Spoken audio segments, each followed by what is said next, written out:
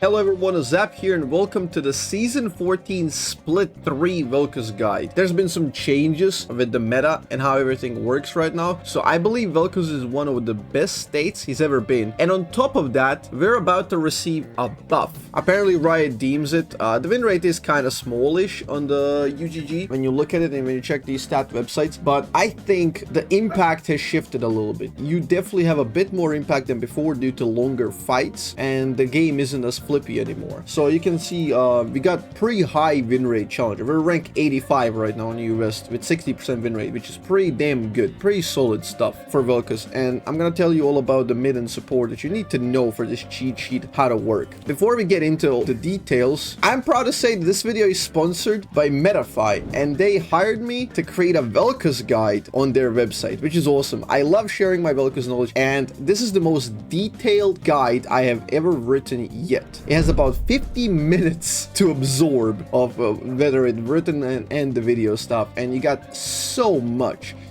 information to be found in here. All the details from Vel'Koz ability, summoner spells, runes for both mid lane support, absolute masterclass, and then we get to like itemization philosophy, and we pivot into the gameplay, combo tricks, and the matchups. I've written down the details for the most difficult, egregious matchups that you might face for Vel'Koz. Be sure to check out Metafy in the link in the description below and the pinned comment. Metafy is a website that sells different courses, different guides, and you can find mine there from now on, published as this video goes up, and a bunch of others just in case you don't care specifically about Vel'Koz. So there's plenty of useful information you can get there. Anyway, let's get into the current idea about this video, which is, okay, what do you need to know right now? There are two key playstyles, mid lane and support. Whatever I say for mid lane, you can kind of assume it applies for the AP carry as well. So you can kind of use it on the AP carry almost in the same exact way. So the mid lane, you will be running teleport and flash every single game, always, except in some super rare case where you want to pick up cleanse, and that's usually in a duel scenario where you have Zoe plus Elise, Syndra plus Sejuani, something like that, the mid jungle pair up that doesn't let you play without it, because usually versus one you can just pivot into mercs. So for support, conversely, you'll be running heal flash due to extra control on the support. You can nudge your teammate to make the play that you want him to. You can command the positioning by pressing the heal. So that's summoner spells. Let's go into the runes next. I'm going to explain to you the runes, and along with the runes you will understand the playstyles that I'm running for. So here's the mid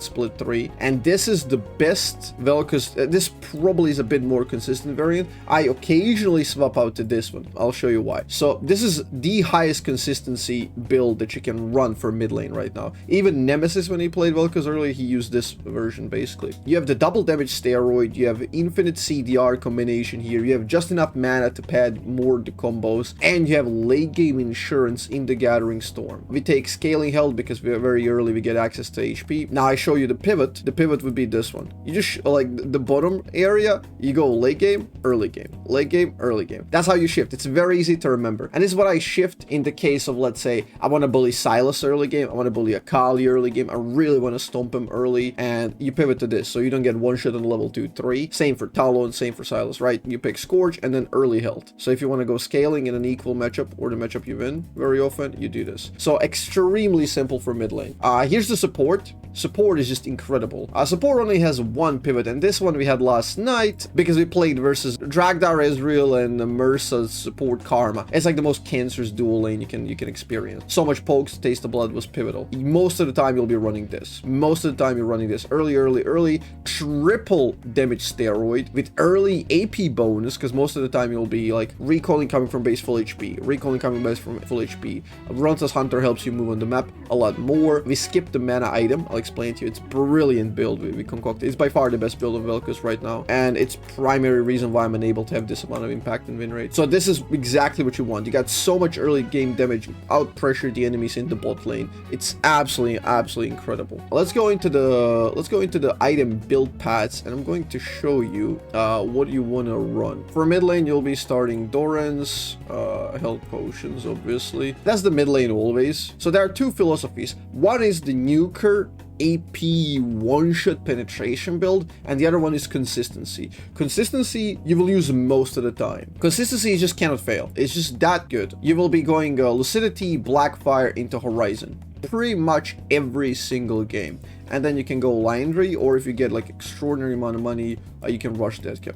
But generally, this is the build. This is the build in this order that you will be going for, and then the final item would be Void Staff. This is the core build that you want on the consistent mid lane character. When do you do this? When enemies have tanky characters, they have characters that can build MR easily, and they will have a lot of mercs in the comp. If your team is full of AP characters, you're not the sole AP, so penetration is shit value. This is really good because you stack CDR, you get multiple rotations of true damage passive, you enhance your true damage by significant percentage on the horizon focus. Since you're doing multiple rotations, the percent bonuses are better, and the bonuses on the damage. So double burn per 6%, 10%. All of these enhance your damage so much because you have high baseline damage anyway as well, because you scale off of levels incredibly well. Okay, so let's say you're versus a bunch of squishies. They have 2-3 AD carries. They don't have very easy access to the magic resistance in their builds. You don't have heavy CC. They will not be building merc treads and all that. Very, very easily predictable, and you're supposed to know this while you're loading in. So what do? You go Sorcerer Boots, and then you go Ludens. Okay, we're going maximum initial impact damage. This is where you don't go for like crazy CDR. Your job here is to go in, find a target, pick it apart and destroy it, blow it up, reset, get objective, control enemies, zone them. So what do you do after this? You have two options. I like Storm Surge first into Shadow Flame. This completes the penetration build path, and it all synergizes beautifully. Shadow Flame enhances the Storm Surge, enhances the Ludens, enhances all the execution damage, your true damage execution. You can proc Ludens on enemy, hit them, they get low. Storm Surge will activate, and very often Ludens can come off cooldown, and then Storm Surge procs the Ludens again. It's very, very incredible synergy where you get to proc Ludens twice, or you can even proc it while dead. You can hit somebody, they kill you, Storm Surge activates, procs the Ludens, and Shadow Flame enhances both if they're low. So you have incredible execution tool here. And obviously next tier you want Deadcap,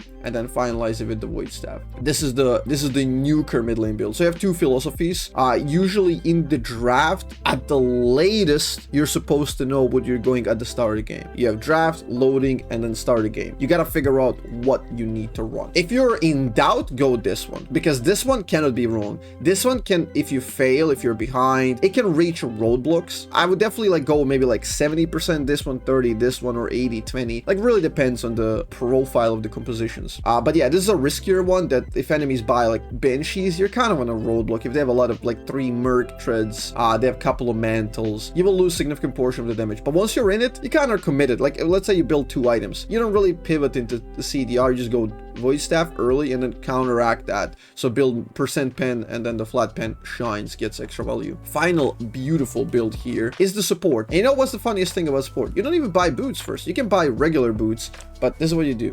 Buy Horizon. First item is Horizon, always. You know how much I love this item? You know how broken this is? I skipped Dark Seal most of the game so I can build it earlier. I will almost never finish boots before, so you always go Horizon first. And you're thinking about mana, you will have enough mana, trust me.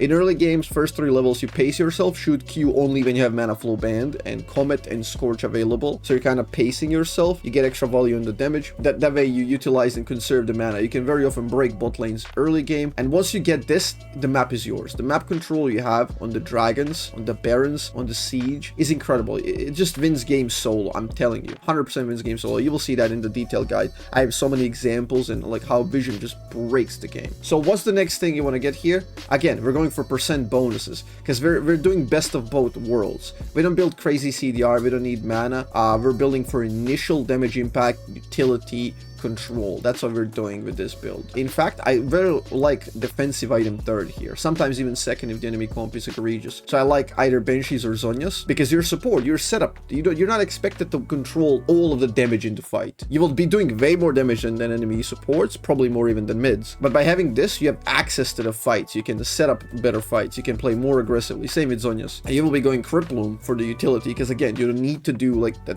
full-on penetration. You will still have a heavy damage in the late game due to the percent bonuses. Anyway, you will be doing tremendous damage, trust me. And obviously, like as a support item, I forgot, you'll be picking up Zaxak. Support revolves around Herald, Grub, Dragon Control, Vision Control. You're playing on the 60% mark almost always. You're controlling the river. You're on the 50% mark on the river, and you're controlling the extra 10% of the border, like slight entry to the jungle. And enemies just naturally will lose so many games due to being pushed so far back, and then they siphon resources. Their rotations become predictable, their plays become desperate, you steal their camps eventually with your team, the siege is phenomenal, it's incredible. And mid lane is just all about scaling and controlling. As soon as you get Shadow Flame, the wave control is phenomenal, the objective control is phenomenal, you have so much damage to dish out in fights, and it's incredibly consistent because of the CDR. You can spam. All these broken characters like Skarner, they melt to you. They kneel before Vel'Koz. And then this against Squishies is just a godsend. Like, I swear, if you play this in the correct situations, you will have moments where you execute enemies with a single Q. That is it for the Season 14 Split 3 Vel'Koz Guide update. If you're looking for more detailed explanation and the matchup once more, check out my course on Metafy. And yeah, thanks for watching the video. Appreciate all of you. And if you have any more questions, very detailed, specific questions, I'm always on the stream. I'm there to answer.